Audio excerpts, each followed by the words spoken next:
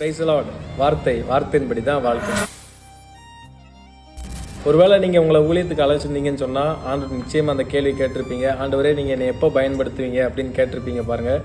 அதற்கான பதில் ஆண்டவர் இந்த வீடியோவில் உங்களுக்கு தருவார். என்ன அப்படின்னா, இயேசுவோடைய கூட 12 சீசர்கள் 2 பேர் தான், பேதுருவும் யோவானும்.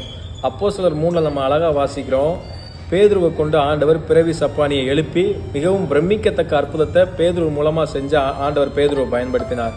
கூடவே இருந்த யோவானுக்கு ஒரு கேள்வி வந்திருக்கும் பாருங்க, ஆண்டவர் என்ன எப்பொழுது பயன்படுத்துவார் அப்படின்னு சொல்லி என்னுடைய கற்பனையில் தியானிக்கும் பொழுது யோவான் கேட்டிருக்கலாம், ஆண்டவர் என்ன எப்போ நீங்கள் பயன்படுத்துவீங்க அப்படின்னு. ஆண்டவர் எல்லாத்துக்குமே ஒருத்தனுக்கு ஒரு விதமாயும் வேறொருவனுக்கு வேறு விதமாயும் ஆண்டவர் திட்டங்களை வச்சிருப்பார்.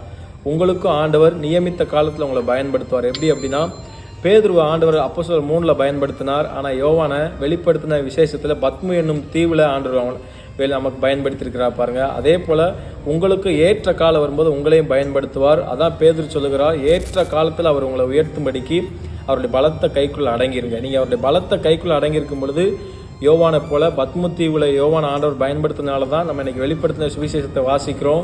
யோவான் மூலமாக அநேக தீர்க்க தரிசனங்கள் இவ்வளவு ஆண்டவர் வெளிப்படுத்தியிருக்கிறார். உங்களுக்கு ஆண்டவர் வெளிப்படுத்தி உங்களே ஆண்டவர் ஏற்ற காலத்தில் பயன்படுத்துவார்.